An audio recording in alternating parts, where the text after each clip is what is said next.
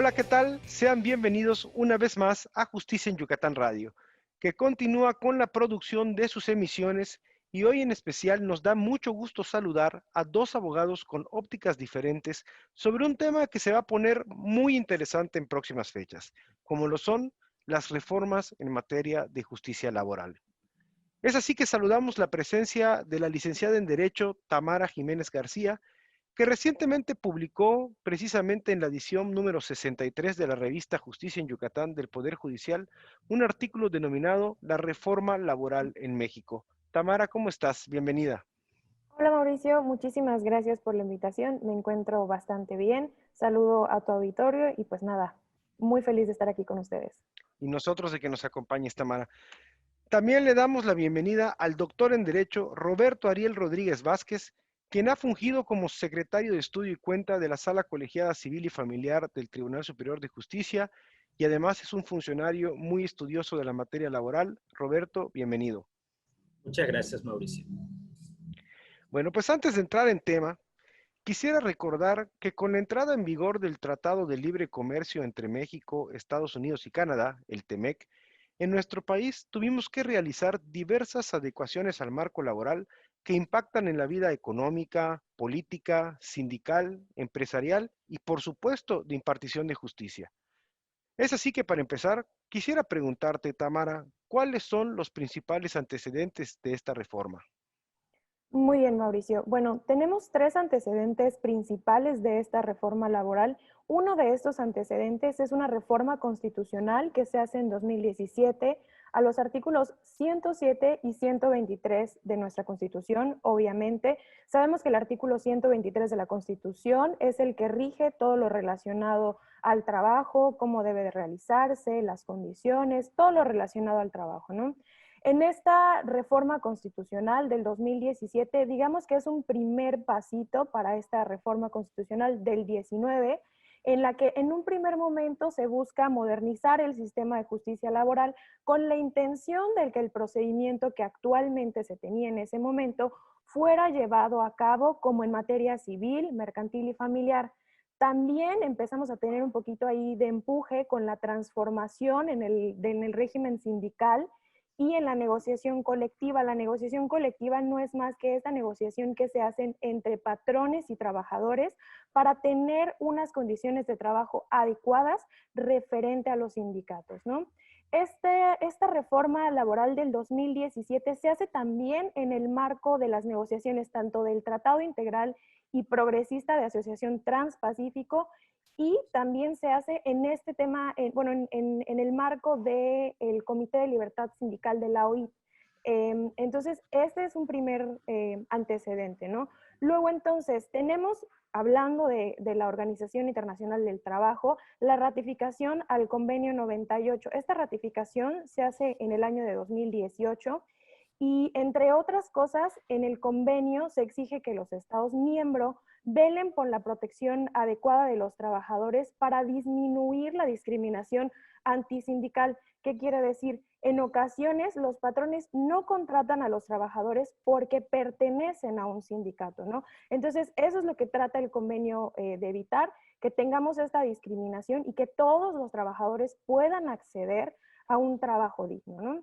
También este convenio busca garantizar la protección a estas organizaciones sindicales, tanto de trabajadores como de patrones, porque si bien lo común es que existan sindicatos de trabajadores, también hay sindicatos de patrones, ¿no?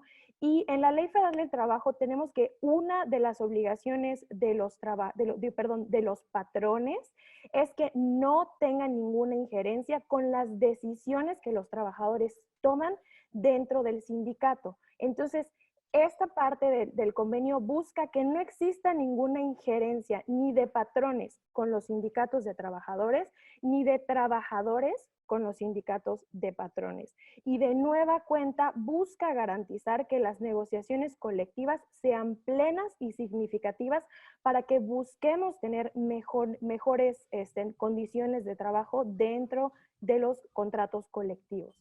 Ahora bien, tú nos comentabas al principio, la firma del Tratado de Libre Comercio o el TEMEC, mejor conocido, también es uno de los antecedentes de esta reforma. Yo considero que es uno de los antecedentes más importantes.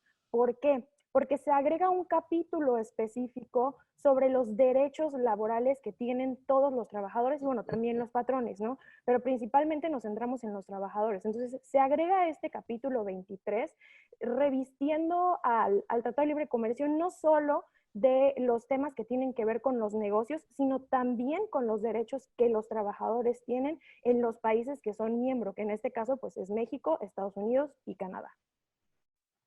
Excelente.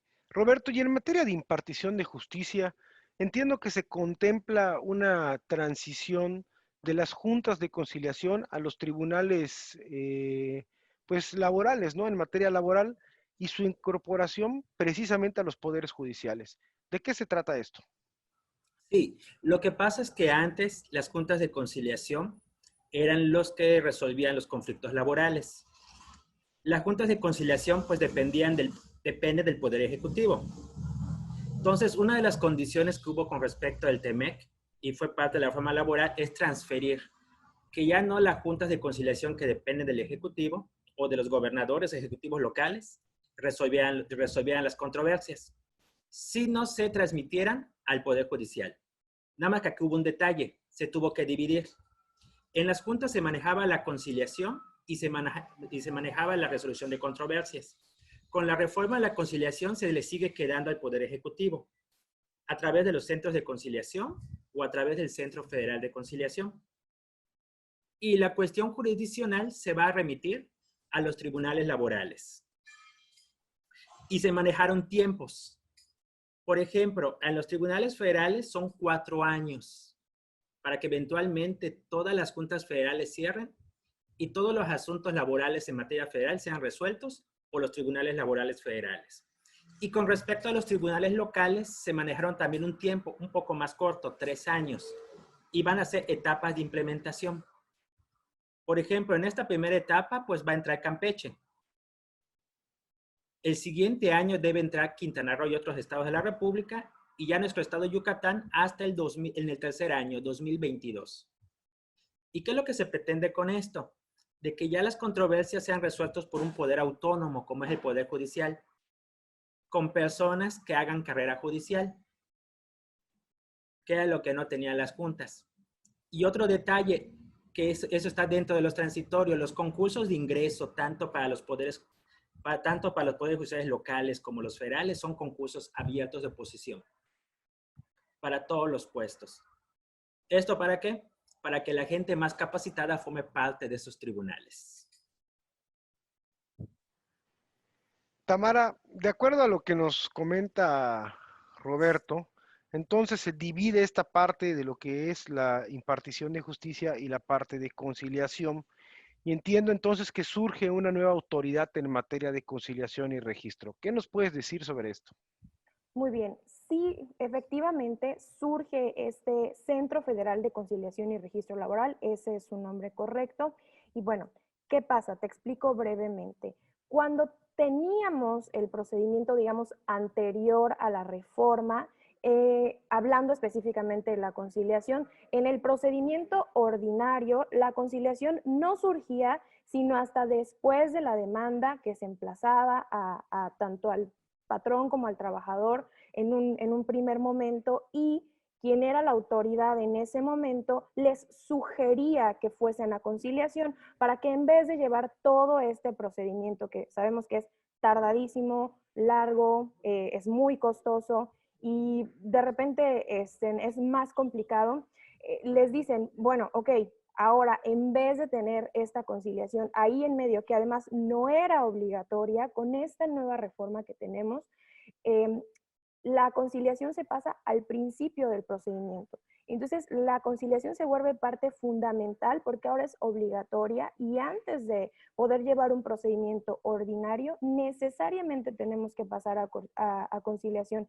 Si no pasamos a conciliación, no podemos comenzar con este procedimiento. Ahora, eso por una parte, por el tema de la conciliación. Por la parte del registro laboral, Como nosotros sabemos, para que puedan existir los contratos colectivos de trabajo, tienen que existir los sindicatos.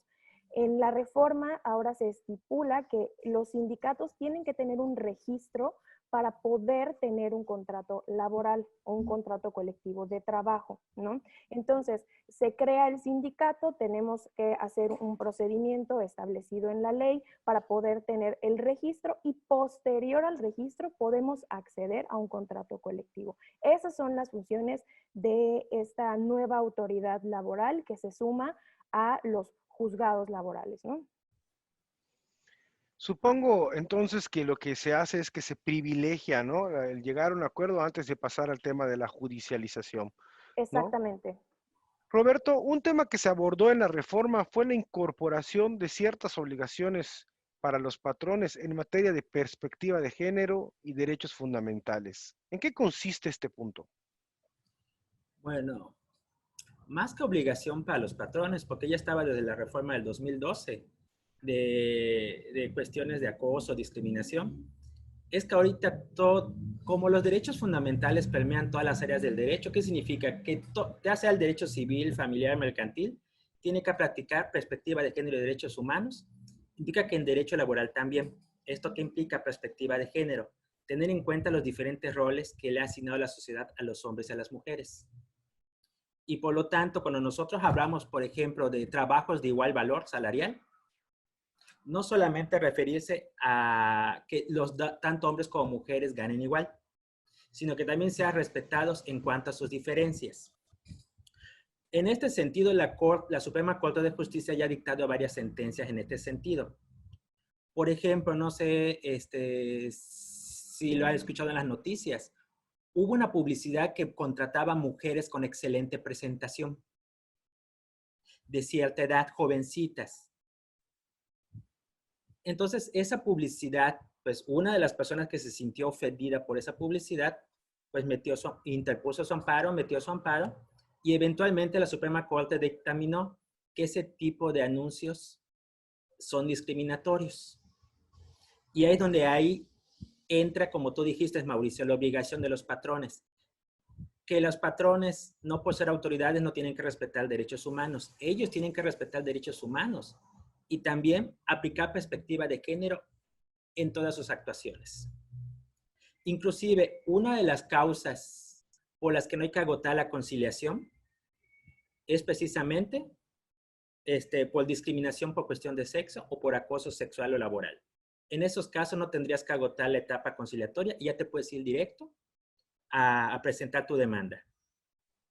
Entonces, más que nada, en eso consiste la obligación de los patrones. Qué interesante. Tamara, hace un momento nos comentabas sobre el tema de la sindicalización. ¿Qué más se abordó en esta reforma sobre ello? Ok. ¿Te acuerdas que yo te platicaba al principio de los antecedentes en la firma del Tratado de Libre Comercio o el TEMEC, mejor conocido? Se agrega este capítulo 23 pues al convenio y en este capítulo 23 se hace énfasis en la libertad de asociación y en el reconocimiento efectivo al derecho de la negociación colectiva y también, como te comentaba, a la no discriminación por razones relacionadas a la asociación colectiva.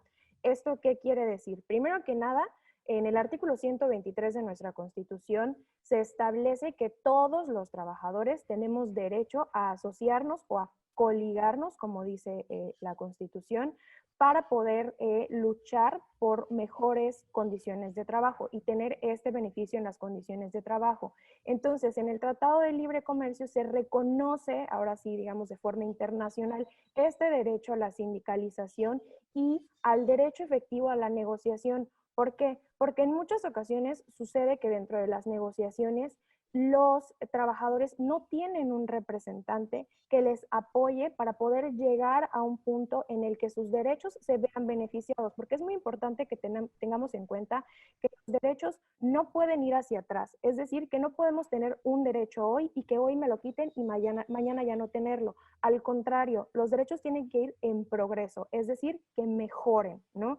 Y en este caso, en el Tratado de Libre Comercio, lo que se quiere lograr es que dentro de estas negociaciones colectivas, los trabajadores colectivos, obviamente, tengan un representante y este representante los apoye dentro de la negociación para que sus derechos no se vean afectados, ¿no? Entonces, es eso básicamente lo que se quiere lograr con este tema de la sindicalización y bueno, también dentro de la reforma, ya no solo dentro del tratado, sino también en la ley nacional, pues lo que se busca es que tengan un registro, que estén avalados en la ley para que los contratos puedan ser revisados en tiempo y forma, que lo que negociaron en ese momento sea lo que está plasmado en el contrato para que no hayan problemas, porque si bien es cierto, es benéfico estar dentro de un sindicato, también sabemos que en México tenemos muchos problemas con los sindicatos. De repente los sindicatos nos juegan sucio a nosotros como trabajadores. Entonces lo que queremos es que se respeten las cosas que están establecidas en los contratos colectivos y que nosotros como trabajadores, parte de esta colectividad, tengamos nuestros derechos asegurados. Es eso. Otro punto que me llama la atención es el tema de los trabajadores por sector o personas que desarrollan oficios, ¿no? Como lo es el trabajo en el hogar. Roberto, ¿qué pasó con esto? Ya, para tocar este tema tenemos que tocar igual el aspecto de perspectiva de género. Nosotros vivimos en una sociedad en la que se privilegia más el trabajo del hombre que de la mujer. Consideramos que son más lucidores, por decirlo de una manera, los trabajos que generalmente los hombres se dedican. Por ejemplo, el doctor, abogado, ingeniero, y los trabajos de las mujeres generalmente se les da un menor valor.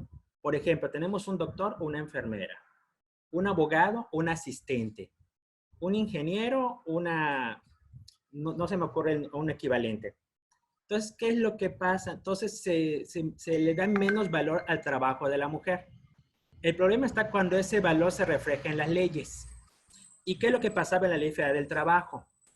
Todos nosotros como trabajadores, conforme al apartado A, que son aquellos que no son trabajadores del Estado, tenemos derecho a que se nos inscriba en el Seguro Social. Tenemos derecho a la estabilidad en el empleo. En cambio, las trabajadoras domésticas, la ley te dice, no tienes tu derecho a que se te inscriba el Seguro Social. Entonces, la Suprema Corte dijo, precisamente la Suprema Corte resolvió previamente diciendo, aquí estamos hablando de un caso de discriminación indirecta. Porque si bien la Ley Federal del Trabajo no te está discriminando directamente a las mujeres, más del 90% de los trabajadores domésticos son del género femenino, son del sexo femenino. Y por lo tanto, ellas resultan más afectadas por el hecho de que no sean inscritas. Esa excepción no era válida, porque no había una razón suficiente o de peso para decir que las mujeres trabajadoras domésticas no pueden ser inscritas.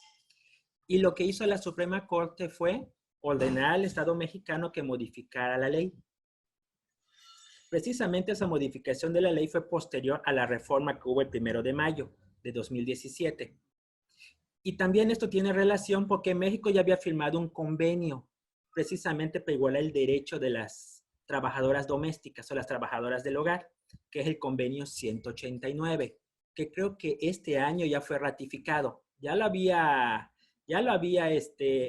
firmado el Ejecutivo Federal, pero apenas hasta este año ya fue ratificado por el Senado y ya debe entrar en vigor, si no es que no ha entrado en vigor todavía. ¿Y esto qué obliga? Obliga a que el Seguro Social realice un esquema para poder inscribir a los trabajadores domésticos en un esquema para retiro. Porque ¿qué implicaba esto? Una trabajadora doméstica podía trabajar 30, 40 años y nunca iba a cotizar. Entonces, cuando ya no tuviera edad para trabajar, a diferencia del resto de los demás trabajadores, no iba a tener derecho a pensión. Con lo que eso ya le estás perjudicando uno de sus derechos fundamentales en materia laboral, que es su derecho a un retiro digno. Pues definitivamente esto es algo muy interesante. Se nos está acabando el tiempo, así que les pediría a nuestros invitados una muy breve conclusión. Tamara. Bueno, yo quiero destacar que tenemos tres ejes rectores en esta reforma laboral. El primer eje rector, y es muy importante, es la transición de las juntas de conciliación y arbitraje a un sistema judicial laboral, ¿no? Eso por una parte. Por otra parte, otro de los ejes importantes es el de la democracia sindical, lo que te platicaba acerca de las negociaciones colectivas y los derechos que estas colectividades tienen al momento de revisar sus contratos, ¿no? Y por otra parte tenemos la creación de este Centro Federal de Conciliación y Registro Laboral, que yo considero que es uno de los actores principales, si no es que uno de los más importantes de la reforma. Entonces, yo considero que esos son los tres ejes rectores de la reforma. Ahora bien, a mí sí me gustaría hacer este comentario porque yo creo que es muy importante acotarlo y es el tema de los presupuestos. Hay que checar bien de cerca cómo es que se va a manejar el tema de la transición al nuevo sistema de justicia laboral. ¿Por qué? Porque vamos a tener, por ejemplo, en el estado de Campeche, que es el más próximo a transicionar, la necesidad de tener las juntas de conciliación y arbitraje abiertas para poder concluir los procedimientos que ya teníamos con anterioridad. Y vamos a tener también abierto los juzgados laborales y el Centro de Conciliación y Registro. Entonces vamos a tener tres autoridades en la misma materia resolviendo en relación a las diferencias laborales que existan. Entonces vamos a tener que tener muy en cuenta el tema del presupuesto. ¿Por qué? Porque van a estar las tres funcionando al mismo tiempo. Entonces es muy, muy importante que lo chequemos para poder, ¿cómo explicarlo? Pues sí, para poder encontrar cómo vamos a poder agilizar el tema de la justicia laboral. ¿Por qué? Porque vamos a tener rezagados estos expedientes y van a estar ahí y no van a terminar. Entonces, para poder lograr esta transición, tendremos que terminar esos expedientes que tenemos allá rezagados, ¿no? Entonces, yo por eso insisto en que el tema del presupuesto es muy importante. Apreciado Roberto, ¿una conclusión? Igual comparto la opinión de Tamara, que es un reto muy grande para los poderes judiciales, en especial para los locales. ¿Por qué? Porque se requiere presupuesto. Y para eso te pongo un ejemplo. Por ejemplo, para Campeche, el Poder Judicial Federal destinó 3 jueces, 8 secretarios, 6 actuarios y como 20 y tantos técnicos. El Poder Judicial Local de Campeche nada más destinó 2 jueces, 2 secretarios y 2 actuarios. Y hasta allá. Entonces, existe el riesgo de que se sature. El Poder Judicial Local se sature, como ha pasado en otras ramas. En otras ramas del derecho que ya ha entrado a la oralidad, la saturación es terrible y eso que ocasiona estrés laboral para los empleados. Y si los empleados no están estresados, no van a poder sacar con la rapidez suficiente los asuntos. El siguiente, capacitación a los defensores. ¿Por qué? Porque una cosa es capacitar al Poder Judicial, que la verdad no es para echarle flores, pero nosotros somos gente capacitada. O sea, hemos pasado por exámenes y filtros para poder ascender. Pero falta capacitar a los defensores. Tiene que haber también presupuesto para capacitar tanto a los defensores estatales como a los federales en materia de defensa laboral. Porque inclusive existe la regla como en penal que si el abogado no está lo suficientemente capacitado a juicio del juez, el juez le puede dar calle. Por eso es necesario esa capacitación y como dijo la licenciada, estoy reiterando otra vez, se requiere presupuesto.